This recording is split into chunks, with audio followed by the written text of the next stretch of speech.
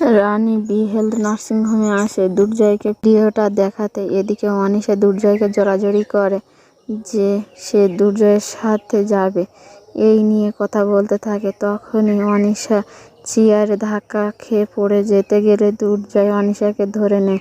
সেখানে রানী এসে দেখে নেয় আর অনিশা দুর্জয়কে বলে, আমি তোর সাথে ইউএস যাব, দরকার পড়লে আমাদের পুরনো সম্পর্কটাতে দোহাই দিয়ে যাব। সেই কথা শুনে রানী দুঃখ পায় আর আপন মনে বলে, পুরনো সম্পর্ক জোড়া লেগে গেছে দেখছি। আবার অনিশাদির সাথে ইউএস যাবার প্ল্যান করছে।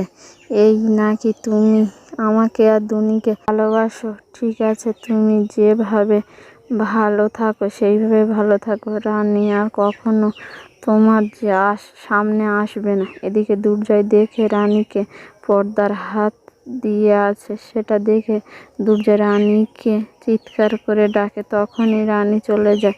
বাইরে এসে দুর্জয় রানীকে খুঁজতে থাকে কিন্তু আর দেখতে পায় না। এরপর দুর্জয় ডাক্তার চক্রবর্তীকে রানীর ছবিটা দেখ। ডক্টর চক্রবর্তী দুর্জয়কে বলে, মেয়েটা তো এসেছিল আমার পেশেন্টকে নিয়ে, তারপর মেয়েটার ফোন এলো, বাইরে চলে গেল, মনে হচ্ছে কিছু নিয়ে স্থির আছে। ডক্টর দুর্জয় চক্রবর্তীকে বলে, পেশেন্টের লুনার ঠিকানাটা নিয়ে নেয় আর বলে, আমি একটাবার শেষ চেষ্টা করতে চাই।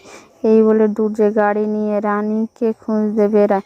এরপর দুর্জয় সেখানে ঠিকানায় আসে আর সিকিউরিটি দুর্জয়কে বাড়ির ভিতরে যেতে বলে। দুর্জয় বাড়ির ভিতরে এসে বলে, রানীরা আবার কে থাকে? পর দুর্জয় এসে দেখে রানীর হাত পুড়ে যায়, রানীর হাতে মলম লাগিয়ে দিচ্ছে।